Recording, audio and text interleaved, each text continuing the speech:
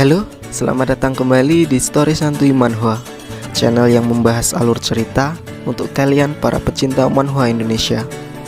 Bagi yang baru bergabung, subscribe sekarang dan nyalakan loncengnya. Mimin tegaskan di awal video, jika ini adalah spoiler.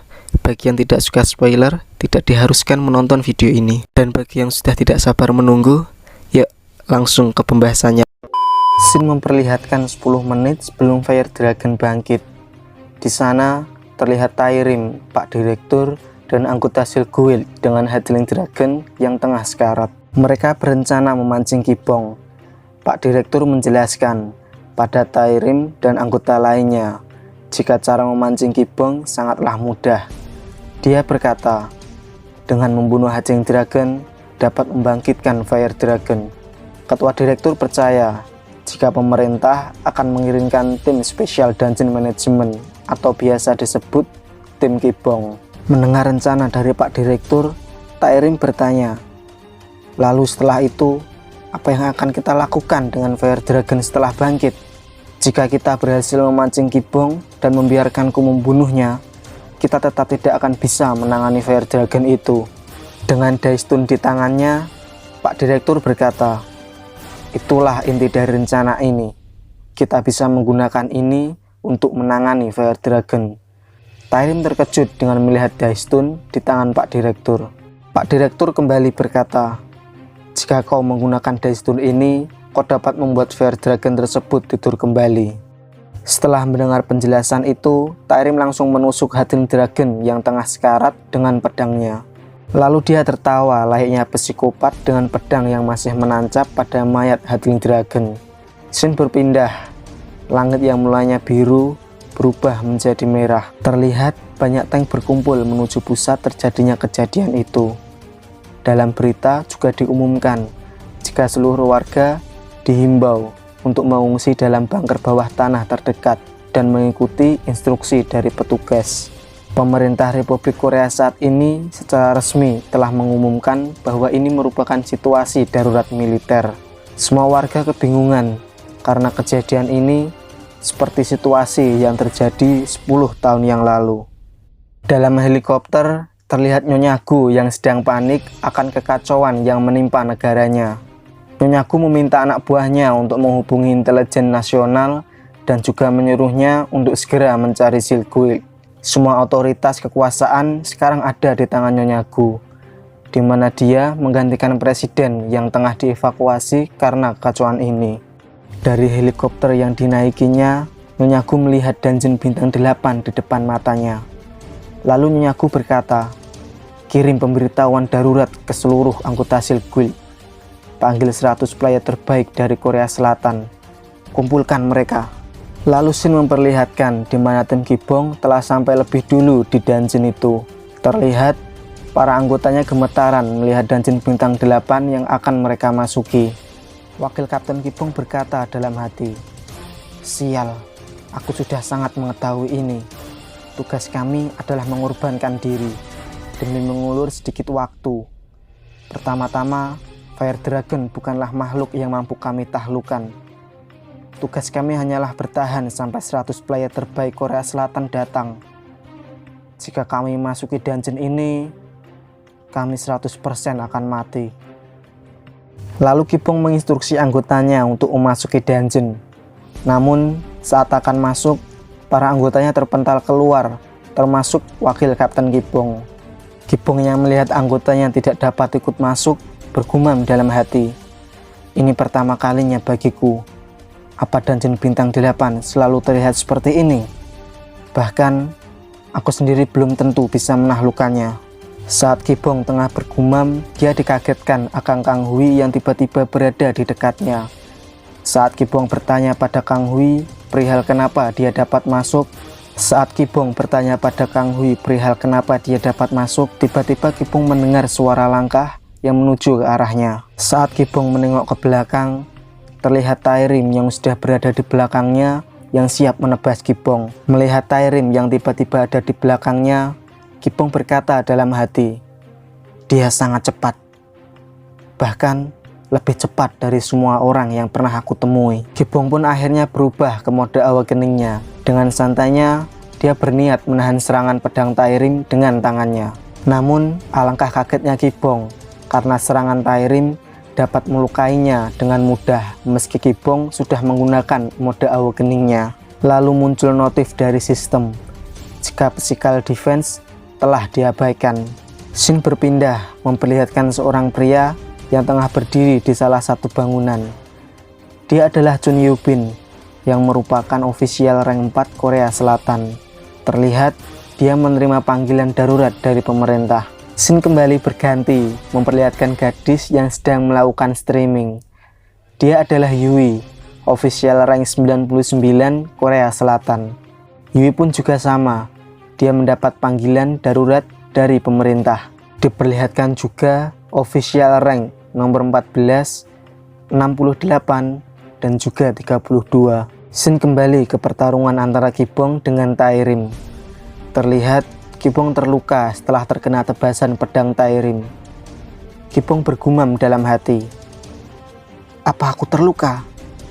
Bahkan di saat awakening modeku aktif, barusan sistem mengatakan physical defense telah diabaikan.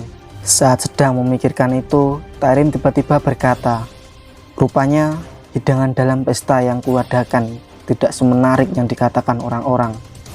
Aku kecewa." Gibong terlihat bingung. Lalu dia mengamati Taerim. Lambang itu Silkguild. Waktunya sangat tidak tepat. Untuk saat ini, menghentikan Fire Dragon merupakan prioritas utama, ucap Gibong dalam hati. Sambil ingin beranjak pergi, Gibong berkata pada Taerim, "Pergilah, aku tidak punya waktu untuk bermain-main denganmu." Tiba-tiba Taerim mengeluarkan tebasan jarak jauh ke arah Gibong sembari berkata, "Kau tidak perlu khawatir dengan Fire Dragon tersebut.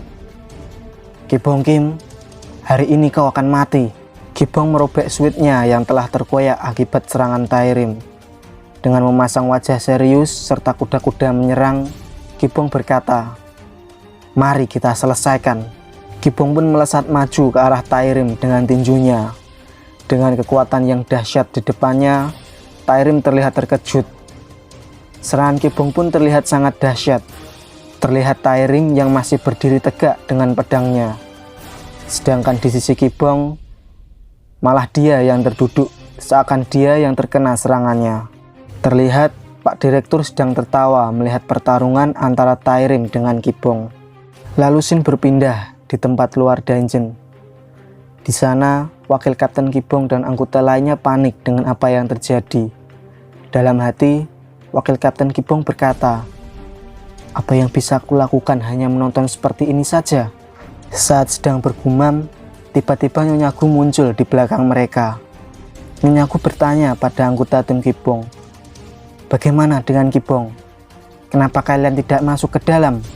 Wakil Kapten Gibong menjawab, "Kami selalu terpental di saat mencoba masuk ke dalam dungeon ini." Setelah mendengar penjelasan dari Wakil Kapten Gibong, Nyonya Gu mendekat dan meletakkan tangannya pada barrier yang menyelimuti dungeon itu. Dia memberitahu jika barrier itu bukanlah milik Fire Dragon. Dalam hati, Nyonya Gu berkata, "Aku yakin Silkguild yang melakukan ini. Jadi, mereka akan membunuh Gibong dengan cara ini." Lalu Nyonya Gu dikejutkan dengan adanya reporter yang meliput dari jarak dekat. Nyonya Gu memerintahkan anak buahnya untuk mengontrol para reporter tersebut.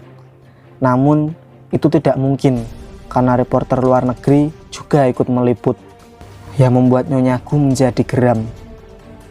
Scene kembali ke dalam pertarungan Gibong dan Taerim.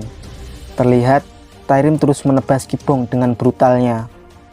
Pak Direktur yang melihatnya berkata, "Dragon Tet, senjata terkuat dari wakil Guild Master yang berhasil dia dapatkan dari dungeon bintang 7.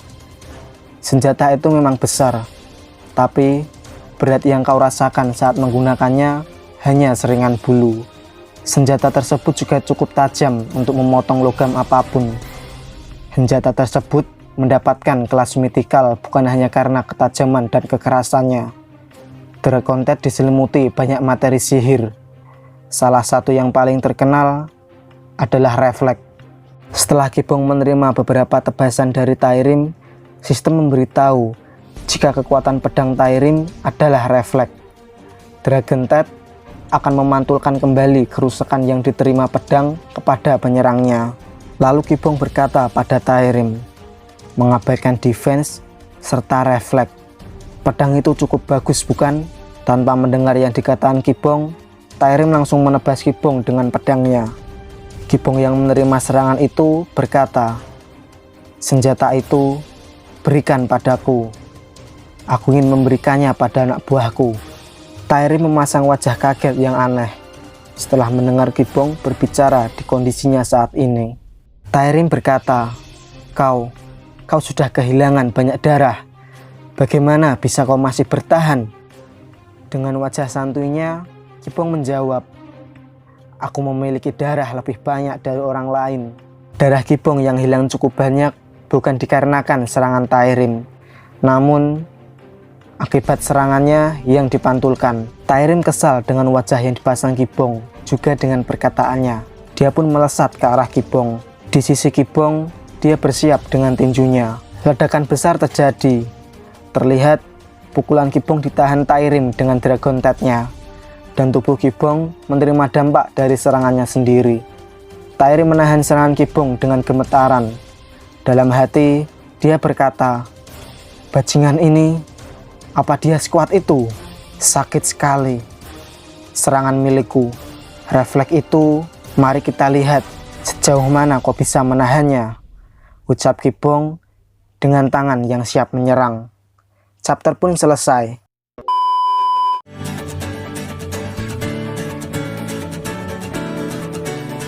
Jangan lupa tetap support channel ini, dan maaf jika masih banyak kekurangan dalam pembawaannya.